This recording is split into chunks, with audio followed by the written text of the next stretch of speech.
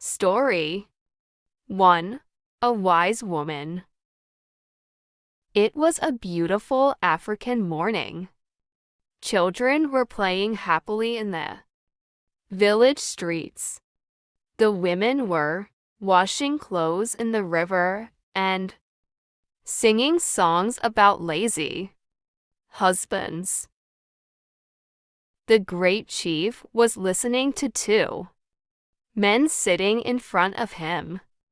Great chief, the man next to me is a thief, said the older man. Is that really so? Replied the great chief. Then tell me, what did he steal from you? One of my sheep, answered the old man. And what is your answer to that? The great chief asked the younger man. Why steal sheep, great chief? Replied the young man. I have lots of them. If I need more sheep, I buy them. I won't steal them from other people. He's the thief, not me. The great chief looked at the far mountains and smiled. Then he looked at both men. Was the young one lying? He wasn't sure. But the old man didn't have the look of a thief. This was a difficult problem. He wasn't going to find the answer in just a few minutes. But the great chief liked problems like this. It took some time to find the answer. People came to him from very far away to ask him to be the judge of their problems. The great chief liked this also. I have a question for both of you, said the great chief. The person who finds the solution will keep the sheep. Go home and think about this question, and come back only when you know the answer. What's the fastest thing in the world? Don't come back until you have the solution. The two men left the great chief's house. The old man was sad. How could he find the answer to such a difficult question? When he got home, he repeated the question to his daughter, Zia. She was a beautiful, happy woman who liked helping others. She was young and she was also very wise. I know the answer, father, she said. It's time. The old man went back to the great chief's house. The great chief was surprised. You're back again. Not even 1 hour has passed, and you already have an answer to my question. Yes, great chief, replied the old man. It wasn't so difficult. So tell me, what is the fastest thing in the world? Time, answered the old man. It always goes too fast. There's never enough time for all the things that we want to do. And when we want more time to do something, it goes faster. The great chief was surprised.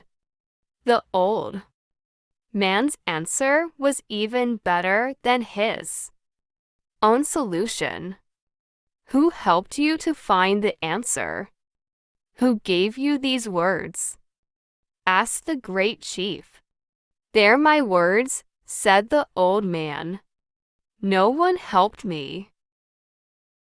If that's not true, I'll punish you, said the great chief. The old man was too afraid to go on. with his story. It was my daughter, Zia. She's a very wise young woman and she gave me the words, he said. She must be very wise, thought the great chief. Very well, he said. You have found the answer, and so you shall keep the sheep. And now that this is all finished, I think that I'd like to meet your daughter. The next day the old man brought his daughter Zia to meet the great chief. They sat at the great chief's table and had a big lunch of chicken, rice, fruit, and a drink made from palm juice. During lunch, they talked about the young man who stole the sheep and about how difficult it was to be a good judge. The great chief enjoyed the lunch very much while he talked about things with Zia. He felt so happy that he wanted to sing and dance. Was it the palm juice drink or the wise and beautiful young woman looking into his eyes? But time always passes too fast. Soon it was time for them to leave. The great chief saw Zia every day, and his love for her grew and grew. You're a wise and beautiful woman. I'd really like to marry you, he said. Me too, replied Zia, laughing. And so they married. The great chief was very happy, but he was also worried about having a wise wife. He didn't want her to help him with the problems that people brought him. He liked being the great chief who was a wise judge. He didn't want people to start talking about the great chief's very wise wife. Everything in my house belongs to you, he said to her the day after they were married. But I ask only one thing from you. Never try to help with the problems that people bring me. If you do, you'll stop being my wife. I'm saying this to you only once. Zia listened without looking at the great chief. When he finished, she smiled.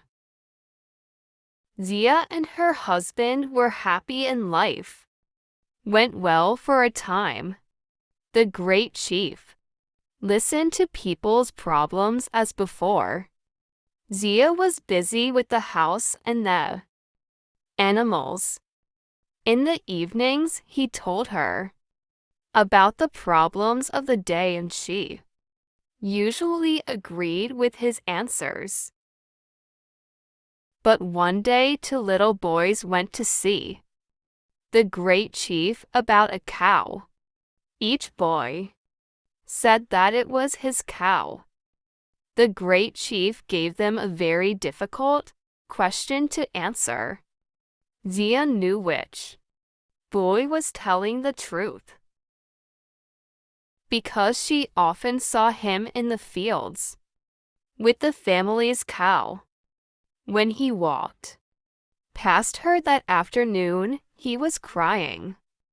Zia spoke to him. Tell me, little boy, what's the matter? She asked him. The great chief gave us a question that I can never answer, he said sadly. What did he ask you? His question was, what's the biggest thing in the world?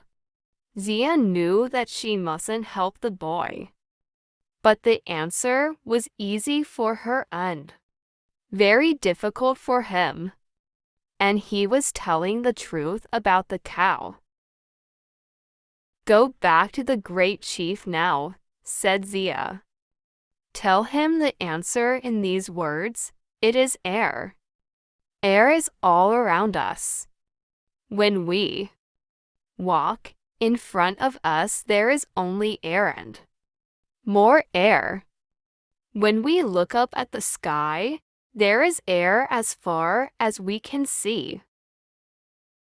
The little boy went to see the great chief. He said the same words that Zia told him. This time, the great chief wasn't surprised. He was very angry. Who helped you find this answer? He shouted. These words are too wise for a young boy. Who gave them to you? They're my words, great chief, said the boy. No one helped me to find the answer. If this isn't the truth, I'll punish you, said the great chief. The boy was afraid. It was your wife, Zia, he said in the end. The great chief was very angry with his wife. That evening he spoke to her. Didn't I tell you that everything which I have belongs to you? You have done the one thing, the only thing that I asked you not to do. Now, take what belongs to you and go back to your father's home. Before I go, can I make you one last meal? Asked the woman. Then I'll take what belongs to me and go. Yes, answered the great chief. Make what you want to eat. Take what you want to take. Just be sure that you're not still here tomorrow. Zia cooked the great chief's favorite meal, chicken with rice and vegetables. While he ate, she gave him a strong drink made from palm juice. She gave him many cups of it. At the end of the meal, the great chief lay down and slept. With her family's help, Zia carried the great chief to her father's home. They put him on a bed, and he stayed in a deep sleep all night. In the morning, a great voice woke everyone in the house. Where am I? What am I doing here? Shouted the great chief.